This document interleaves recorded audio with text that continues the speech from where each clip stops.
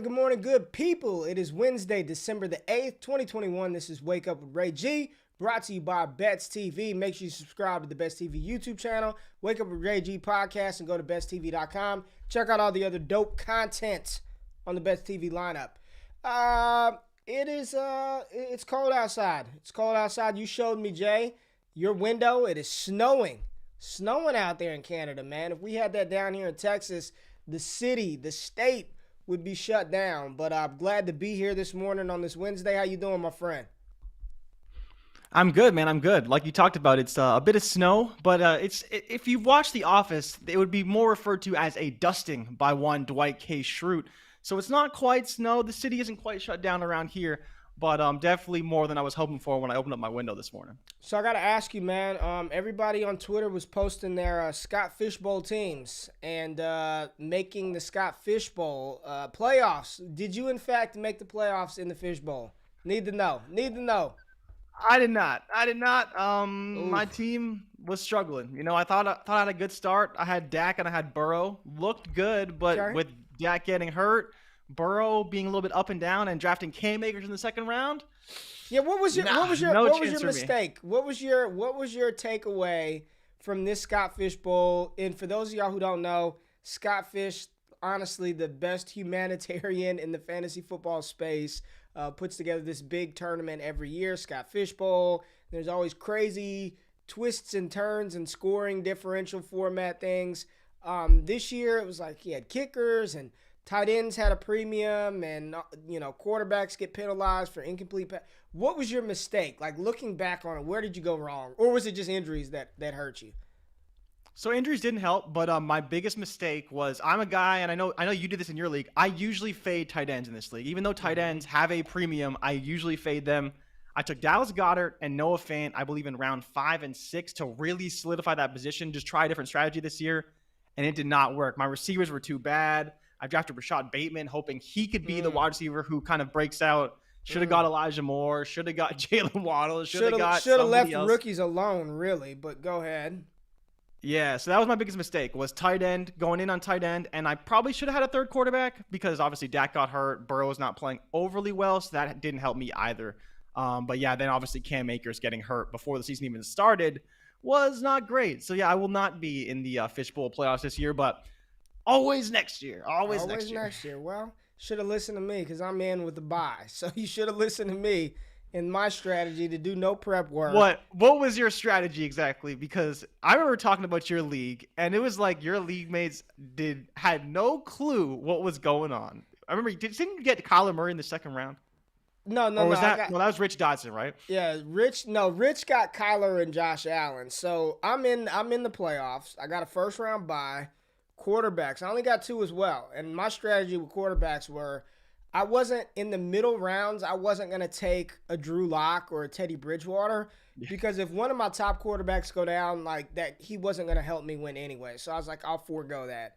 So I got Kyler Murray and Aaron Rodgers, Najee Harris, Alvin Kamara, James Robinson, Ramondre Stevenson, Myles Gaskin, Khalil Herbert, Jordan Howard, Ronald Jones at running back. So decent at running back. I need Kamara to come back.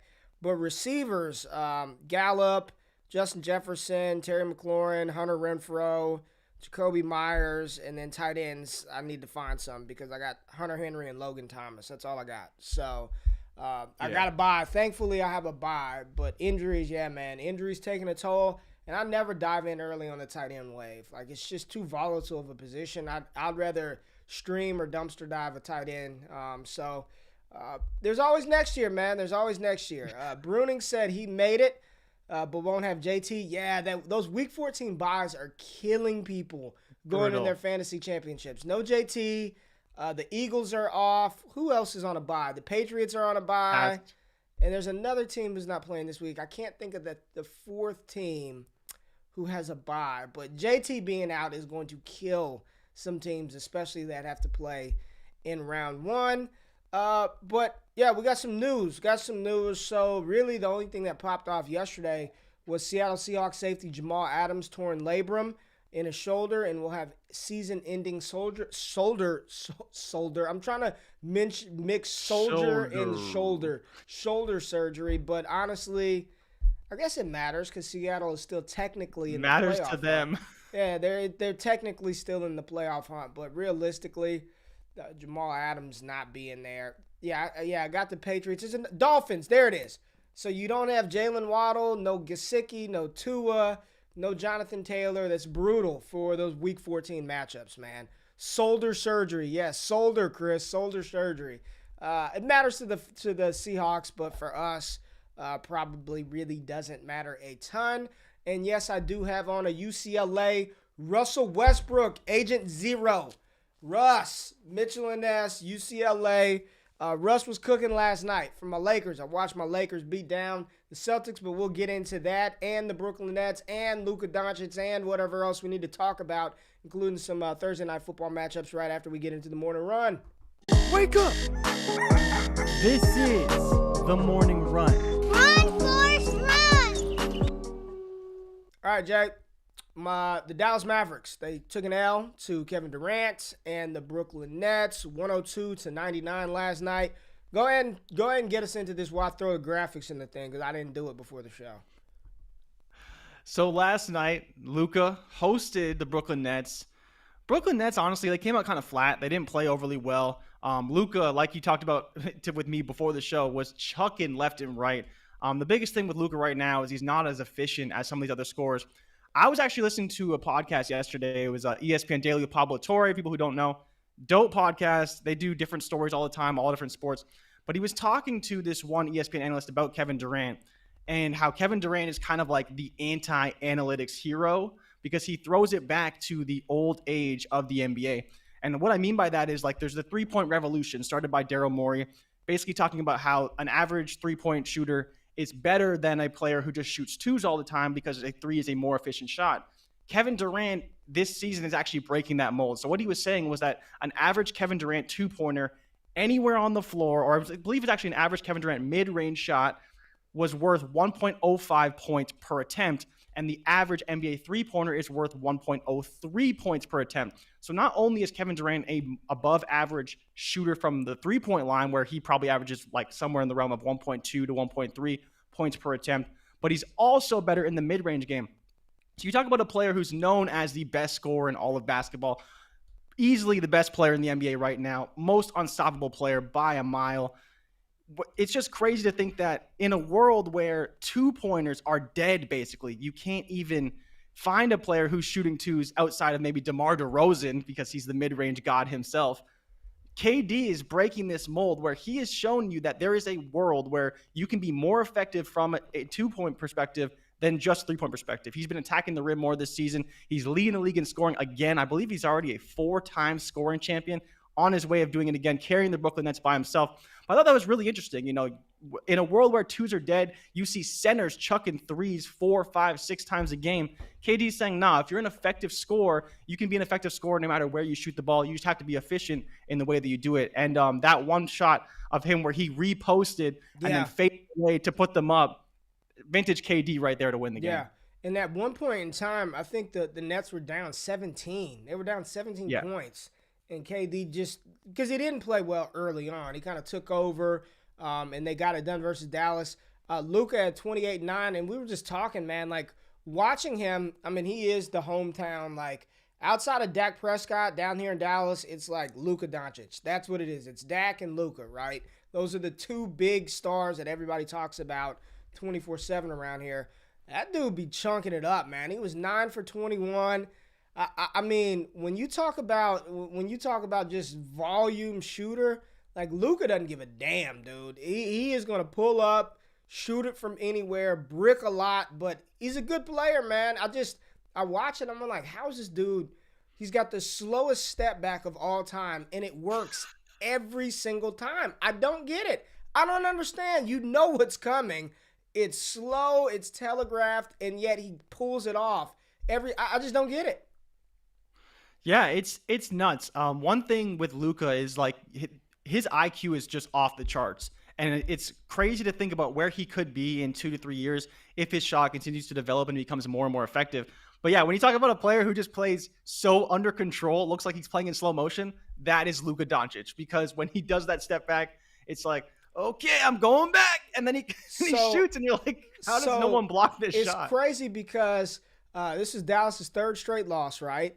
And Luka was asked about his conditioning after the game, and they asked him, like, are you wearing out, whatever. And he admitted that it's not like he's not where he wants to be right now, which is crazy to me because they're like 30 games into the season. Like, at what point do you get in basketball shape? But he's listed at 230, but apparently he came into training camp. He and Zion Williamson were hanging out, and he came in at 260. I'm watching him, and I'm like, there's no way this dude looks like he's like 275.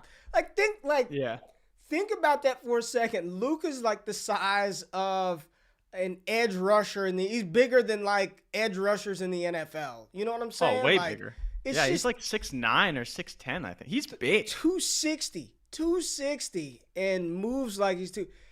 The worst thing that could ever happen for basketball is for Luka and Zion to be on the same team in a city that enjoys the finer things in culinary arts.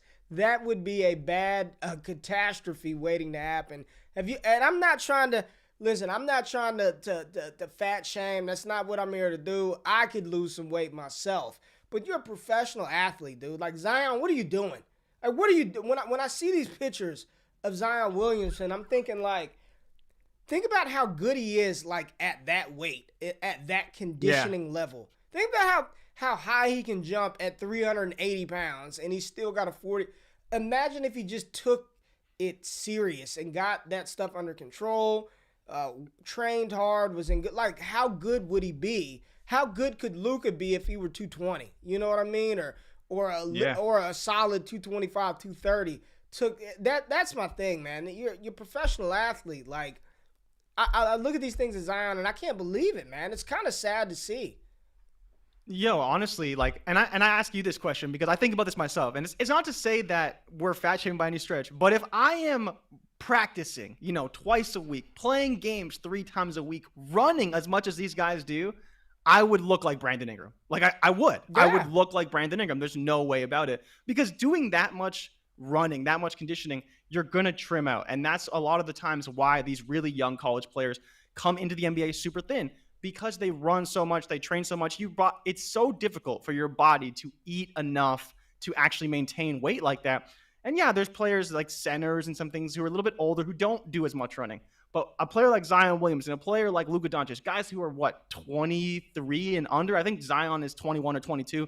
Luka's a little bit older. He might be 24 at the most. Like, come on. You guys got to be, doing this. They're probably eating the candy. They're probably, crazy, man. Zion's slopping up that gumbo every night. Who knows what else they're doing, but it's just crazy to think they play that much and they can't just maintain a reasonable weight. We're not talking like you got to be 180, 175. Right, you don't need 6'6", 6'9". Yeah. But when you are Calais Campbell on an NBA floor, that is a problem.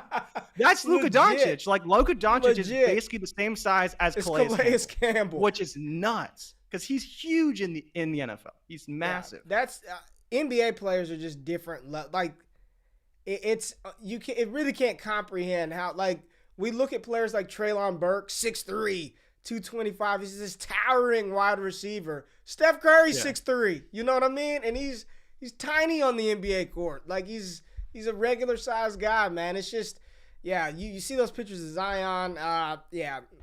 Not good. Anyway, the Lakers. 117 to 102 versus the Boston Celtics. Russell Westbrook played well. LeBron James. Did you hear that he came out and said his dream is to play with Bronny? So I think we're at least going to see LeBron James play another. Bronny's sophomore in high school? He's got to play like another junior. He's a junior? LeBron's only got to play like 3 more years in the NBA in order to probably make that happen. You think? Did you see the highlights of Bronny playing at Staples Center the other night? Yeah. Bronny looks good. That one play where he split the D on the double. And then the sweet roll to finish stepping back at the NBA 3-point line. Shooting NBA threes, NBA threes at Staples Center. How the hell did they get that high school team at Staples Center in the first place? I mean, LeBron hosted it. Come on. yeah. He's got a backstage pass to Staples Yeah. Center. So they You just think walk right in with is him. Bronny an NBA caliber prospect in your opinion? He's gonna get a shot regardless. I don't know. That's a great question. I think Yeah. he's a 4-star prospect right now. Right. I don't think he's quite 5-star or like a top end prospect, at least from what I've seen. I haven't looked too far into it, but I mean, he's going to get a shot. And I think more importantly, he has a very clean jump shot. Like he's going to be able to shoot very well. So I think at worst, maybe he's a bench play, rotational guy. And I'm curious to see kind of how his body fills out because he's obviously not LeBron, but will he kind of get there in time as far as his size goes? He's got to be maybe 6'5" right now. Yeah. Probably listed around 200 pounds, maybe a little bit more than that. Hard to say. No, But he's not too- I'm curious to see how he plays. Yeah, he's a good player, man. He's a good little young kid, man. But yeah, Lakers beat the Celtics. No Jaylen Brown for the Celtics. Dennis Schroeder. Every time I see Dennis Schroeder play, all I can think about is Tumbling the bank. what was it? Tumbling 90 the million? 90 mil? It was 85. It was 85. 85 million. 85 or 84. That's insane. That's Now he's making $5 million. could have been making a guaranteed 85 mil. Now he's making 4 or 5 million. Crazy. But let's talk about this is a pro. He's not looking like a one and done. Talking about Bronny, say he's not a one and done caliber player. Talking about Bronny James. Yeah, I don't know. Yeah, not yet. Not yet. I don't think so. Not yet. But we'll see how it fills out. But let's talk about the Golden State Warriors. We are a pro Golden State Warriors crew here. And Steph Curry, Jay. Steph Curry. What about him? do you Steph Curry, man? Is this he only needs 16 3-pointers to break the all-time Warriors record or the NBA Come on, record? bro. This is the NBA record held by Ray Allen. He only needs 16 3-pointers made in it's at home tonight against Portland. Now the question is can he do it? You know, I don't know. Not tonight. Now, to be fair, He's not going to do it. No, he's not going to do it tonight. Hold on. No. Damian Lillard ain't playing. He's hurt, right? He's sidelined with an abdominal injury, and CJ McCollum has a collapsed lung. So Portland has no backcourt. They are going to be rolling out probably Norman Powell and some other guy no one's ever heard of. And I don't know if you heard this as well, but Damian Lillard asked for a contract extension that was apparently reported at 2 years, $107 million that he wants at the end of the season just to stay with Portland. And they still need to find a GM and stuff. Insanity. $53.5 million per year is what Lillard wants as an extension. He'd be the highest paid player in the NBA by like a lot. I think it's Steph right now. I think Steph makes almost $50 million. But we'll see. Then you got the Nets and the Warriors, the top of the championship odds. Well, you still didn't talk about Steph Curry making 16 threes. We're going to get there. We're going to get there. It's a whole game tonight. They're going to be playing. They're playing at home. All right. If you don't think he can hit 16 threes, I'll say he's hit 13 before. And if he actually tries to get 16, hold on. he can do Stop. it. Slow down. Are you saying he's going to hit 16 threes in one game? Yeah, why not? Bro, I think he can do it. If he wants to do it, he can do it. What are you talking about, man? No. Why don't you think he can do it? Because when's the last time he's hit 10 in a game, let alone 16? He hit 10 in the game like probably a week ago. He's not hitting 16. Do you want to put money on that right now that he's not going to make 16 damn three-pointers in the game? I mean, what are my odds? You can't tell me it's an even bet. It can't be straight up. Bet. No, he's going to do it or not. His over-under is only 6.5, and I'm trying to basically triple it. You're the one telling people this shit right now. I think he can do it. I think if Steph wants to break the record, he can. Now, I don't think that 12 he and a half. necessarily wants to. All right, 12 and a half. 12 and a half. $20. I'll take the over on 12 and a half. $20 right now. Lock it in. Okay. If I have to double up just to bet you're this, the one. fine. You're I'll the do one $20. pushing this propaganda to the people. Bet the under, folks. It's not Lord. Bet the under. Jay, are you being serious right now? That people should put money that he should go over 15 and a half three-pointers in this game. Well, first of all, it's history. He's playing at home. The next stretch of games is on the road. So if he wants to break the record at home, he has to do it tonight because he's not going to have a chance to do it anywhere else. Do any of y'all want this bet? Anybody watching? If you want to bet the alternate line, look to see what it is because there is a good chance he tries to go for it tonight. You never know. They're favored huge. The over-under 220. favored by 14 points. I think there is a small chance he could do it. Now, the biggest factor here is that he would have to break Klay Thompson's single game record to break this record. Klay Thompson's single game record is 14 3-pointers. Obviously, Steph is going for 16. It's not impossible. He's still Steph Curry. It's not impossible. I am truly baffled by the logic in your brain that makes you even think taking that bet was smart or betting. I am. All right. You, sir, as Stone said in the comments, your tinfoil hat knows no bounds. It honestly, you are the Russell Westbrook of analysts. Come on. Let me tell you why. Russell Westbrook, as I'm watching the game last night, nobody shoots a more confident brick than Russell Westbrook. Every time he shoots it, there was one point he pulled up. It was like a mid-range. 2 straight. It was a mid-range jumper at the free throw line. And when I say it clanked off of the backboard, and he just clanked and just runs back down court after he, like, you clank this shit constantly with confidence. That's not true. I am impressed. We're gonna see tonight. I'm gonna stay up for this game. We're gonna see, because if he hits 13, I'm gonna be unbearable tomorrow because I took even money for double. If he hits his 13, I will pay you your $20 live. And in the morning, when he does not go over 12 and a half 3-pointers, I want you to PayPal me on the show, and I need confirmation on my phone that I get my damn $20. 20 Canadian dollars headed your way if I don't get it. 20 American dollars. I don't live in damn Canada. 20 American dollars. What else from this tinfoil game? He's got his... That's the only story in this game, man. They're playing Portland. Portland's terrible. They don't have a good record. None of their players are playing. They're favored by 14. Over-under's 220 if you want to take it. Look, it's all about Steph Curry tonight. Yeah. He's playing in front of the home fans. He wants to break the record at some point, whether he does it this game or next game in Philadelphia. I don't know. I think there is a chance, a small chance. If he wants to do it at home, he has to do it tonight. And that's the reason why I think he could go over. Do you think he could go over 6.5? That's his regular line. Yeah, I think he can go over 6.5. I don't think he's going over. He's making 10 more on top of that. I mean, you never know. How many points is that in 3-pointers? How many points is that? If he hits 16? 16 points. Let's just see. 16 3-pointers. What 39? is that? 39? No, 40, it's way more than 48. That. 48 points. Come on, Why bro. not? Why can't he do it? Why He's not? hit 13 before. He could do it. I believe in him. Okay. All right. You need to believe in him.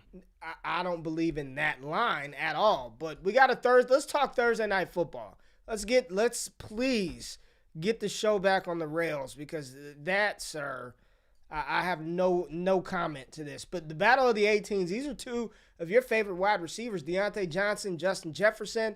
Vikings will be without Dalvin Cook. They'll be without Adam Thielen. It's the Justin Jefferson and Tyler Conklin show, I guess, and a little bit of Alexander Madison sprinkled in. DeAndre Johnson and the Steelers coming off of an impressive win versus the Baltimore Ravens last week.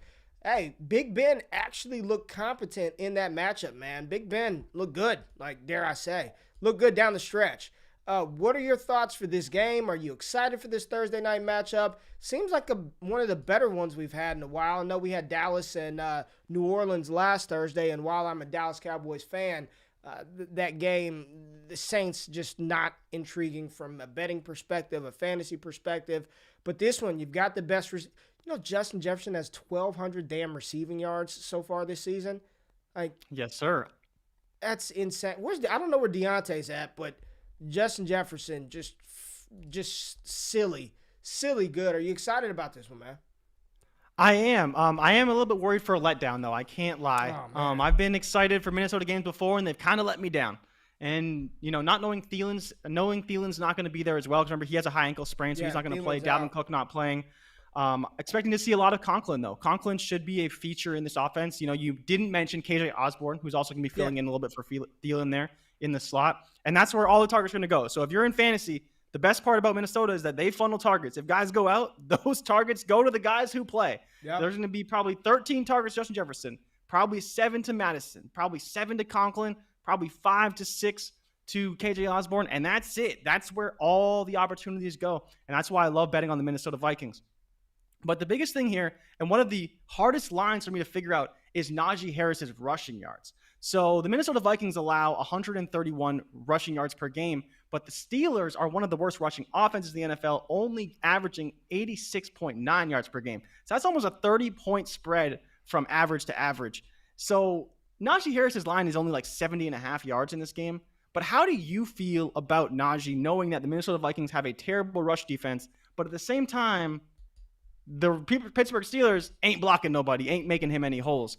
I like the receiving yard number better at 26.5. But where are you at as far as Najee Harris and then over a 70.5 yards for his rushing? I think that to me is a difficult line just because of how bad the Steelers have been trying to run the ball.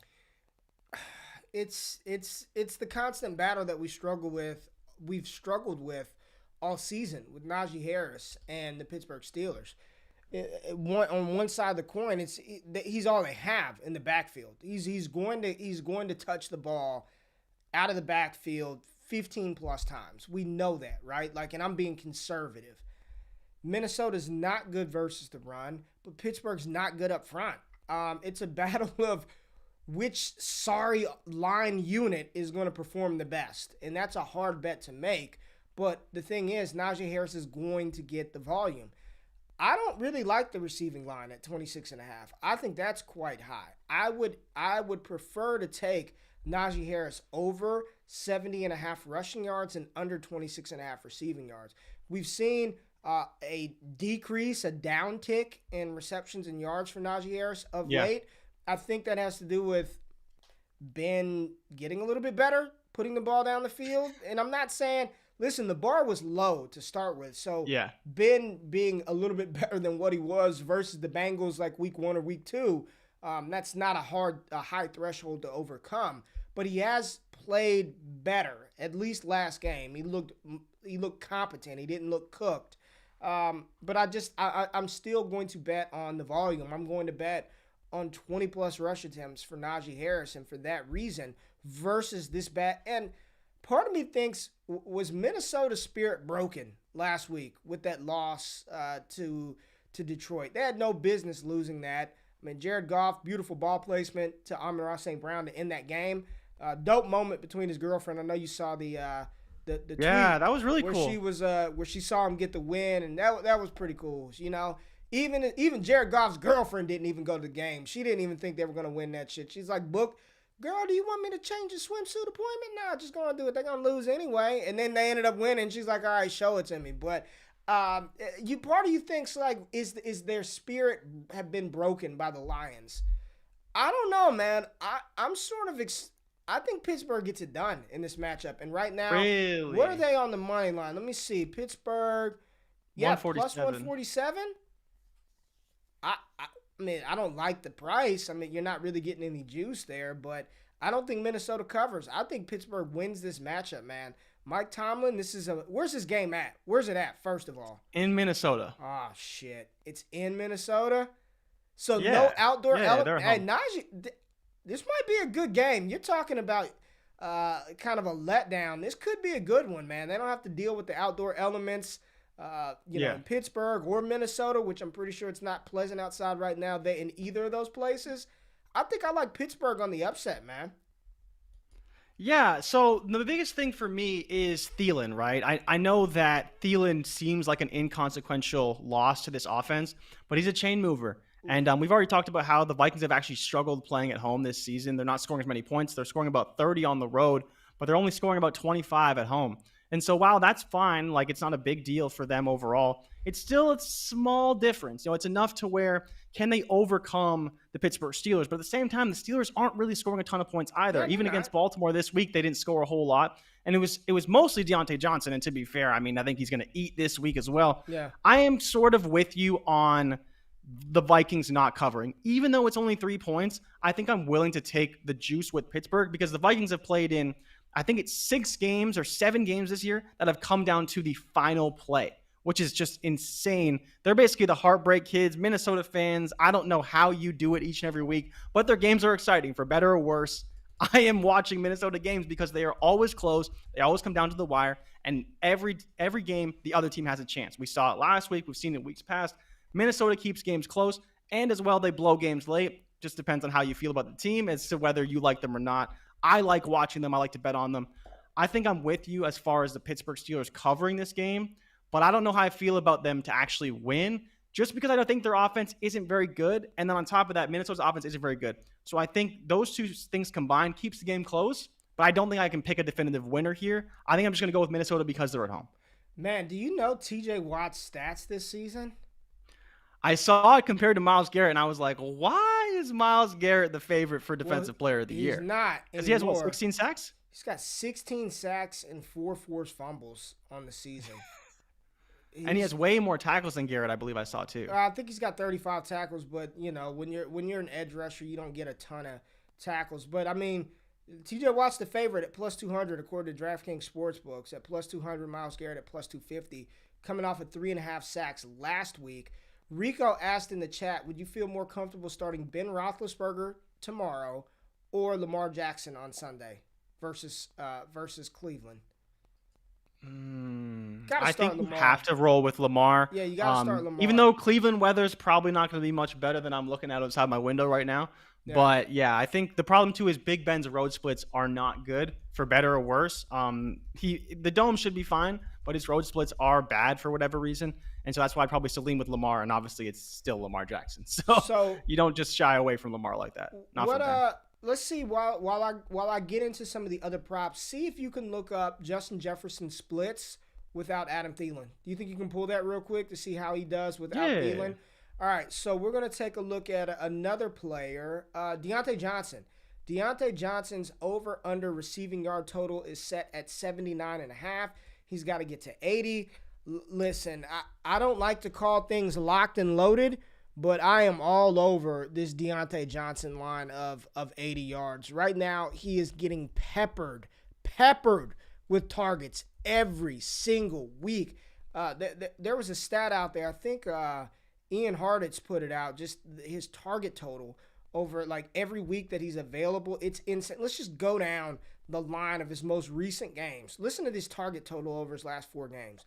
11 targets, 14 targets, 13 targets, 13 targets. Week 9 versus Chicago, he had 9. A minuscule, 6 targets, 13 targets, 13 targets. Got hurt versus Denver, had 2 for 72 and a touchdown before he got hurt. 13 targets, 12 targets, 10 targets to start the game. He is being peppered with targets. And if you're telling me Deontay Johnson's going to get 9, 10, 11 targets in this matchup, his last 4 games, he's hit the over in this comfortably. 83, 101, 95, and last Sunday, 105 yards. He's only gone under 80 yards 1, 2, 3, 4 times this season. I'm taking the over on Deontay Johnson. I don't think Minnesota has anybody that's going to be able to cover him. Cam Dantzler, Patrick Peterson, doesn't matter who it is. Deontay Johnson's going to get 10-plus targets. He's going to catch his fair share of balls, and he's going over 70.5 receiving yards.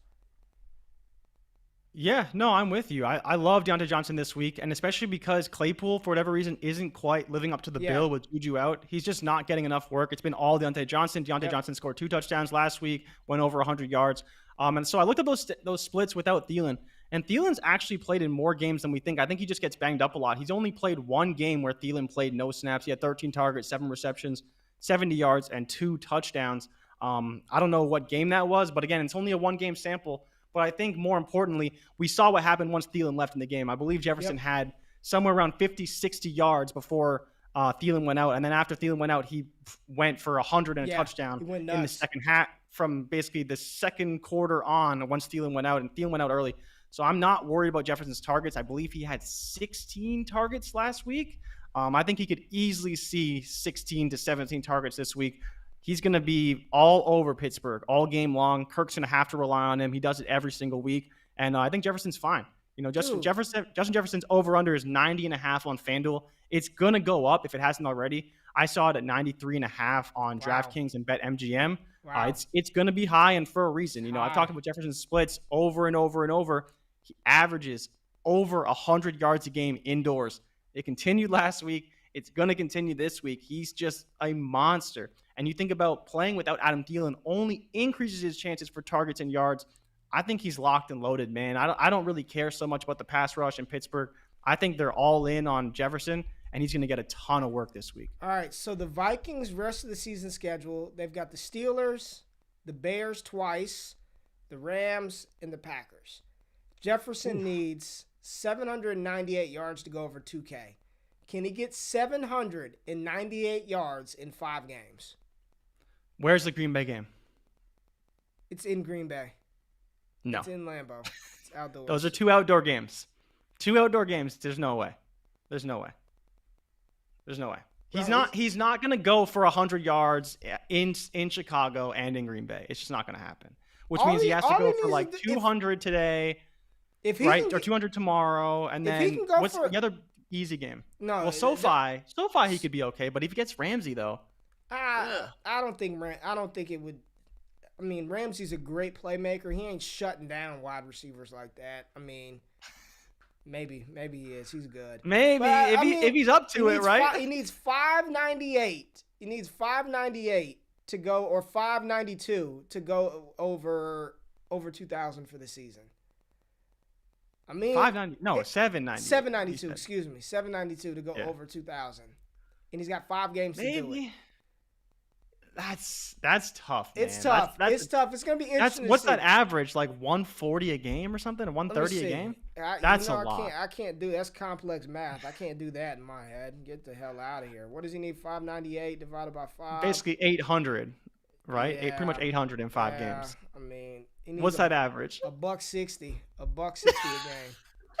It's a lot. That's a lot. I don't think it's happening. Even in a 17-game schedule, I don't think it's happening this year. He's Maybe got next 5 year. games left to do it. That's crazy. Calvin Johnson did it in 15 games. Well, he didn't do it, but he had 1964, I believe. Yeah. That's Megatron was Insanity. a different beast, man. Let's talk Tyler Conklin.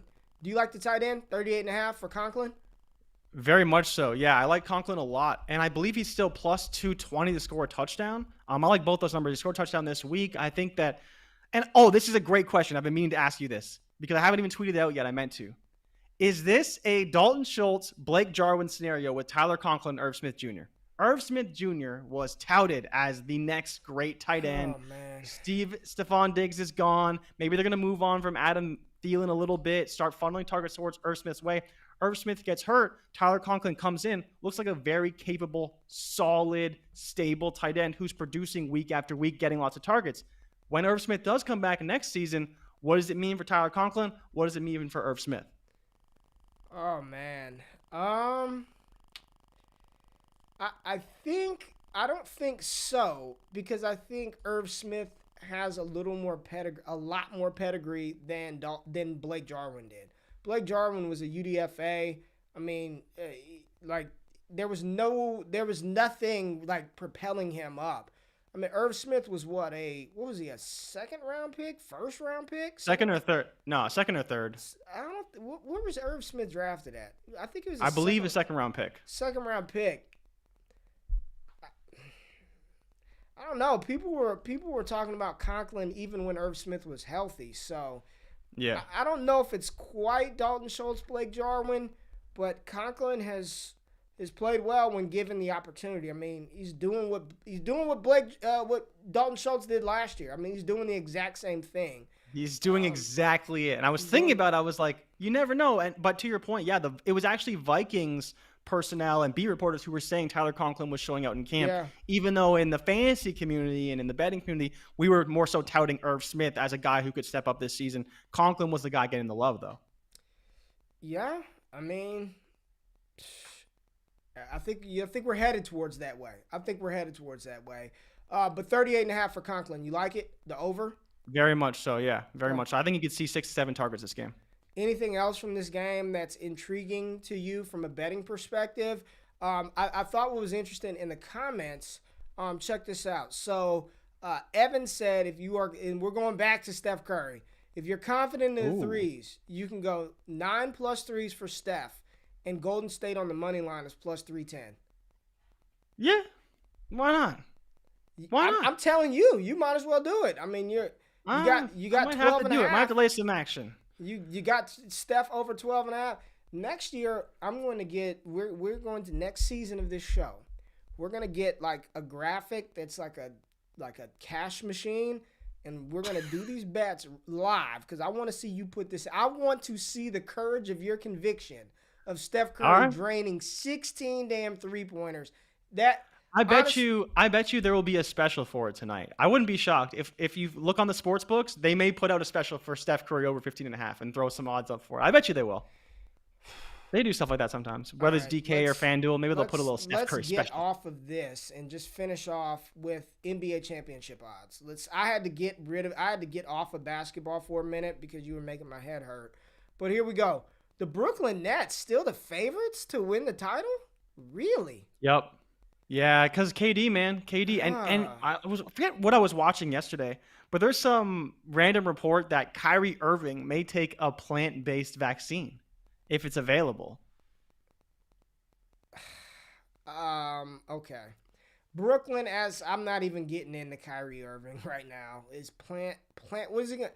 Beyond Meat vaccine? What is he doing here? I don't know, man. Is he going to cook up a vegan? But what are you doing, Kyrie? Plant-based burger? What is going on? Brooklyn plus 240. I don't see it, man. Golden State at plus 600, still not bad at all. At 6-1 odds to win the title.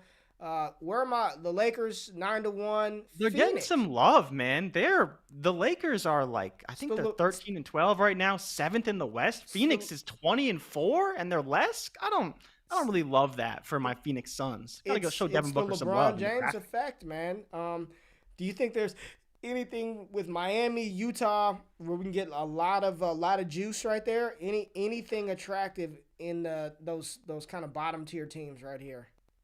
Not for me, no. I talked about Miami early in the year. Those odds have, obviously come down since. I think there's not a whole lot of value, especially when talking about Milwaukee. Milwaukee is now 3rd in the East, so they're playing way up to snuff. I think if you're going to make a bet, you're probably going Milwaukee or the Lakers, more than likely. You could go Phoenix. They did make it to the finals last year, but I think they're still going to have to go through Golden State and go through the Lakers, right? So I think it's a tough bet to make. But I do like Milwaukee and the Lakers, 8-1, 9-1. If you get them both, pretty good shot out of the mix to the finals, honestly.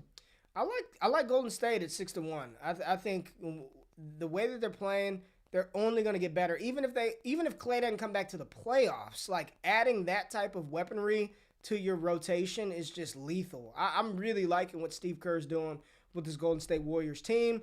I am excited for the Thursday night game tomorrow.